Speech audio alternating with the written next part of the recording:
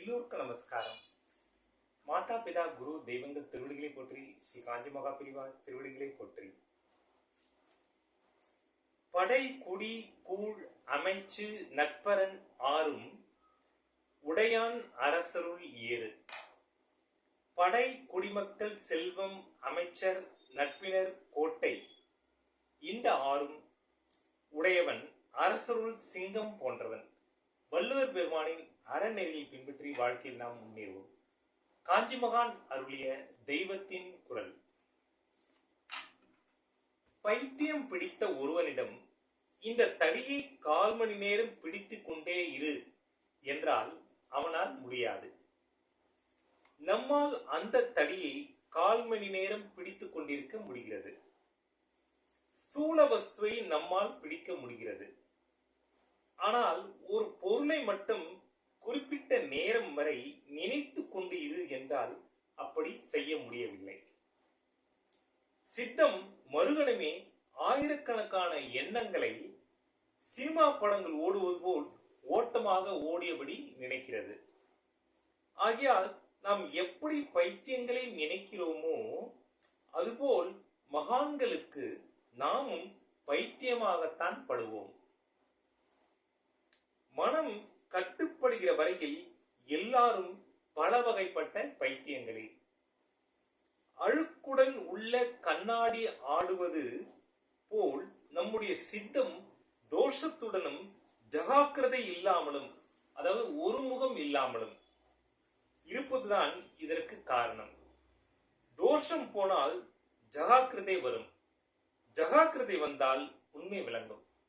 மனசு கலங்கம் இல்லாம எப்பவுமே உண்மையை பேசிட்டு சத்தியத்தை நினைச்சுட்டு இருந்தாதான் மனம் ஒருநிலைப்படும், அமைதி கிடைக்கும், சாந்தி கிடைக்கும் இல்லையா?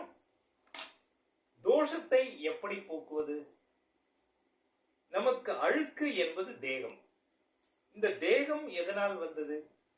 பாவத்தினால் வந்தது. அந்த பாவத்தை எதனால் செய்தோம்? கரசரணாதி அவயங்கள் மனம் இவற்றினால் செய்தோம். இந்த பிறவி என்பதே நாம் பூர்வ ஜென்மத்தில் செய்த வினைகளினால் இந்த பிறவி ஏற்பட்டது. இந்த பிறவினால இந்த உடல் நம்மளுக்கு கிடைச்சிருக்கு.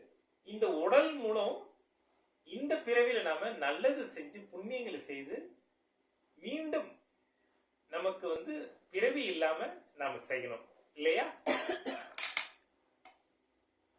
கரசரணாதி அவயங்கள் மனம் இவற்றினால்தான் நாம் பூர்வ ஜென்மாக்கில் பல பாவங்களை செய்து அதன் பலனாக இந்த ஜென்மாவில் நாம் இந்த பிறவியை எடுத்திருக்கிறோம்.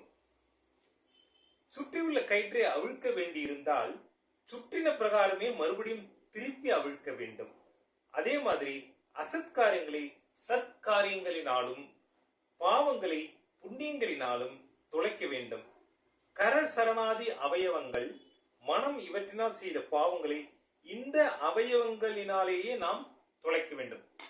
எதனால பாவம் செஞ்சப்போ அதனாலேயே நன்மைகளை செய்து புண்ணியங்களை செய்து அந்தந்த பாவங்களை நம்ம கரைச்சிடணும்.